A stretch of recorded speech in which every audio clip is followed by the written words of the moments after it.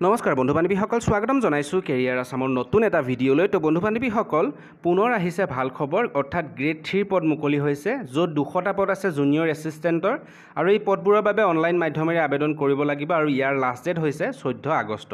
তো গোটেইখিনি ভিডিঅ'টো ডিটেইলছত বুজাই ক'ম, ক'ৰ পৰা নটিফিকেশ্যনটো আহিছে, ঠিক আছে।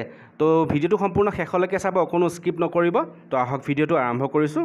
আৰু বন্ধু বান্ধৱীসকল, এইখিনিতে কওঁ, যদি আমাৰ হোৱাটছআপ আৰু টেলিগ্ৰাম চেনেলত এতিয়ালৈকে জইন হোৱা নাই, তেনেহ'লে ডেছক্ৰিপশ্যনতে লিংক পাব, তাত গৈ আমাৰ হোৱাটছআপ আৰু টেলিগ্ৰাম চেনেলত জইন হ'ব পাৰিব, ঠিক আছে। তো এই পদকেইটাত আবেদন কৰিবলৈ অনলাইন মাধ্যমেৰে আবেদন কৰিব লাগিব, আৰু অলৰেডি অনলাইন এপ্লিকেশ্যন ষ্টাৰ্ট হৈছে 25 জুলাইৰ পৰা, ঠিক আছে। আৰু ইয়াৰ লাষ্ট ডেট হৈছে 14 আগষ্ট। আৰু অনলাইন আবেদন কৰা ডাইৰেক্ট লিংকটো সংলগ্ন কৰি দিছোঁ, ডেছক্ৰিপশ্যনতে পাব। ক্লিক হেয়াৰত ক্লিক কৰি আপোনালোকে ডাইৰেক্ট অনলাইন আবেদন কৰিব পাৰিব ইয়াৰ পৰা, আৰু অফিচিয়েল এডভাৰটাইজমেণ্টটো এবাৰ চাই ল'ব অনলাইন কৰাৰ আগত, ঠিক আছে। আৰু এই পদকেইটা মুকলি হৈছে LICৰ ফালৰ পৰা, এই পদকেইটা মুকলি হৈছে, অৰ্থাৎ LIC হাউচিং ফাইনেন্স লিমিটেডৰ ফালৰ পৰা পদকেইটা মুকলি হৈছে।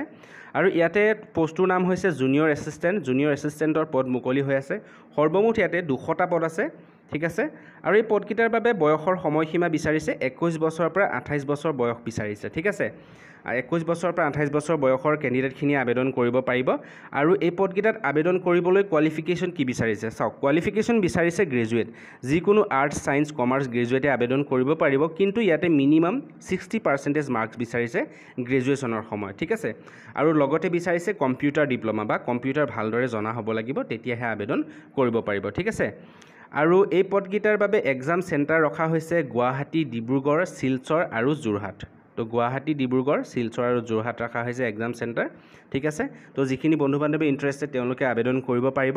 আৰু এপ্লিকেশ্যন ফিটো যদি ইয়াতে চাওঁ, এপ্লিকেশ্যন ফিটো 800 টকা পে' কৰিব লাগিব, যথেষ্ট হাই ৰাখিছে এপ্লিকেশ্যন ফিজ।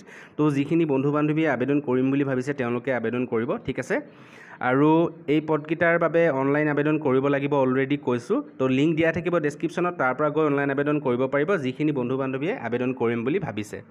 তো বন্ধু বান্ধৱীসকল, এই নটিফিকেশ্যনটো আছিল আজিৰ ভিডিঅ'টোত। তো আশা কৰিছোঁ ভিডিঅ'টো ভাল পাইছে, যদি ভাল পাইছে লাইক কৰিব, যিমান পাৰে ভিডিঅ'টো শ্বেয়াৰ কৰিব। পুনৰ লগ পাম নতুন এটা ভিডিঅ'ত, ধন্যবাদ।